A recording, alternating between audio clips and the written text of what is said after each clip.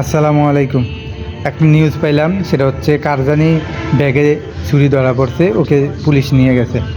এরকম সিচুয়েশনে যদি কখনো পড়েন, আমি একটা কথা বলি, আমি আমার কথাটা বলি, আপনারা বুঝে নেবেন। আমি এখানে কোনো অ্যাডভাইস উপদেশ কিছু দিচ্ছি না। আমি বগুড়ার থেকে আসছি, আমার সাথে সবসময় একটা নাইফ থাকে, মানে লং জার্নিতে এখনও থাকে, সবসময় থাকে। ওই ছুরিটা হচ্ছে কেমন জানেন? ছুরিটা হচ্ছে আপনাকে যদি আমি একটা পোজ দিই, ছোটো, খুব খুব সুন্দর, ওটা যদি আমি একটা পোজ দিয়ে আপনাকে ওই জায়গাটা পচে যাবে, ওটা আপনি সিলাই করে কোনো লাভ হবে না। এই ছুরিটা আমি জোগাড় করতে অনেক বছর লাগছে। এখন পুলিশরা মাঝে মাঝে চেক করে এই করে, আমি সবসময় স্টুডেন্ট বলি, আমি কখনো আমার পরিচয় দিই না, কখনো আমি স্টুডেন্ট, এটাও আমার পরিচয়, আমি স্টুডেন্ট বলি। এটার জন্য অনেক সময় হেনস্থার শিকার হইতে হয়েছে। বগুড়ার থেকে আসছিলাম, ঠিক ওইরকম সময় কি একটা পুলিশে মানে ইনকোয়ারি আসছে, কে ইয়াবা নিয়ে যাচ্ছে, কারণ ওরা সবাইকে বাধ্যতামূলক চেক করতেছে। পরে আমি স্টুডেন্ট বলছি, আমার ব্যাগও চেক করতেছে, করার পর ছুরিটা পাইছে, কইটা দিয়ে আপনি কী করেন? এখন আমি বললাম যে এরকম এরকম, আমার বাসা তো হচ্ছে ঢাকা, আমার এখান থেকে যাইতে মিনিমাম 2টা বা 3টা বাজবে। ওই জায়গাটা একটু মানে রিস্কিও আছে, একটু সমস্যা আছে, এই কারণে আমি এটা রাখতে হয়। আমি বলছি যে এটার সম্মুখীন অনেকবার হয়েছিলাম, যখন ওরা এটা দেখছে বা ওদেরকে যখন বলছি যে এটা দিয়ে যদি একটা পোস্ট খাও তাহলে এরকম এরকম। এক পুলিশ ফাজিল এটা নিতে চাইছিল, পারে নাই। পরবর্তীতে কী হইলো, উনি অনেক টেরাবেড়া করলো, মানে এই সে, এটা তো আইনের এই। আমি বলছি যে ভাই ঠিক আছে, আপনি যা বলেন আমি তা শুনবো, আমি একটু ভিডিও করব, আপনি বলবেন যে এটা আমরা রেখে দিচ্ছি, আপনি এখান থেকে বাসায় যাবেন, যাওয়ার মধ্যে কোনো দুর্ঘটনা হইলে এটা রিস্ক, আমি এটার জন্য আমার চাকরি চলে যাবে, ইভেন আমি মিনিমাম 5 বছরের জেল খাটবো। আপনি যদি এতটুকু বয়স বলতে পারেন তাহলে আমি দিয়ে দিব। উনি কিন্তু বলেন। পরে দিয়ে আরেকজন বলছে, সত্যি করে বলো তো তুমি কে? পরে আমি বললাম যে অমুক অমুক। কয় তাহলে তুমি এই পরিচয়টা দিলে তো হয়, তোমাকে আমরা এত প্রশ্ন করতাম না, তুমিও না। আমি কেন আমি পরিচয় দিব? আমি স্টুডেন্টের কি পরিচয় না? আমি তো মনে করি বাংলাদেশের মধ্যে সবথেকে পপুলার যে পরিচয় আইডেন্টিফাই, সেটা হচ্ছে স্টুডেন্ট। আমি এটা এখনও বলি, সব জায়গায় বলি, আমি কখনো দিই না। পরে দিয়ে ওরা তো আর কিছু বলে নাই, চলে গেছে। এই চুরির কাহিনী একবার কি হয়েছিল, রাতে আসছিলাম, এরকম করে 3জন আটকাইছিল।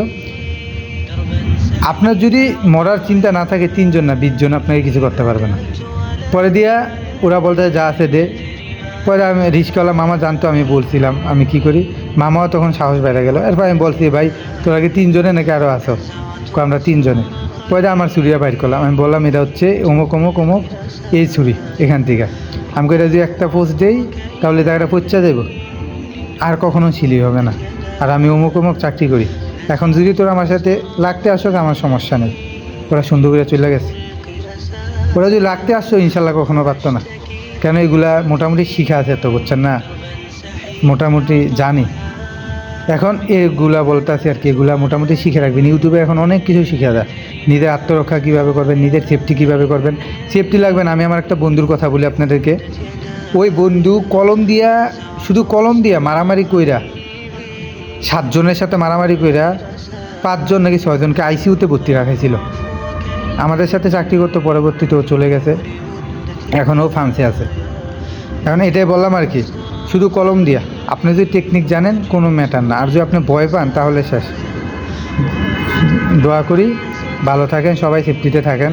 এগুলো আমি বলার উদ্দেশ্য হচ্ছে যে যেমন পারেন, যার জায়গার থেকে পারেন সেফটিতে থাকেন, আরেকজনে আশা করবেন না। এই দেশে আপনি আরেকজনে আশা করা বোকামি। আমি তো আপনাকে বললাম, আপনার ছেলে মেয়ে যদি বাইরে থাকে, আপনার পরিবার বাইরে থাকে, আপনার দেশের প্রতি টান থাকবে না। আমার সবথেকে দুঃখ, এই দেশের মানুষের দেশপ্রেম খুব কম। হ্যাঁ, মিডিয়ার সামনে দেশপ্রেম চলে আসে, সাংবাদিকের সামনে দেশপ্রেম চলে আসে, বাস্তবে দেশপ্রেম আসে না। যদি দেশপ্রেম আসতো তাহলে দর্শনের যখন রাতে মিছিল হয়েছিল ঢাকা ইউনিভার্সিটি, জাহাঙ্গীরনগর, জগন্নাথে, তারপরে কেন সংবাদ সম্মেলন দিচ্ছেন? এর আগে কি হয় নাই দর্শনের? আপনাকে যখন বরখাস্ত করার জন্য আন্দোলন করতে হয় তখন আপনি সংবাদ সম্মেলন দিচ্ছেন। এর আগে কি করছেন আপনি? কেন এগুলা করতে হবে? মানে কেন আন্দোলনটাই করতে হবে? ওদের স্টুডেন্টদের কি কোনো কাজ নাই? ওরা কি সবসময় আন্দোলনের মধ্যে থাকবে? আপনারা কীভাবে একটা ভার্সিটিকে ভালো পর্যায়ে মানে আশা করেন কীভাবে? এটা তো আমি বুঝি না। এভাবে আন্দোলন করলে, এভাবে কনসার্ট করলে, এভাবে অশ্লীলতা ইউনিভার্সিটিতে থাকলে কিয়ামত পর্যন্ত বাংলাদেশ ওই 800-1200 না, আরও দূরে যাবে, কাছে আসা সম্ভব না। এতটুকু বইলা দিলাম আর কি। দোয়া করি সবার জন্য, আপনারাও আমার জন্য দোয়া করবেন, আমার পরিবারের জন্য দোয়া করবেন। আসসালামু আলাইকুম রহমতুল্লাহ।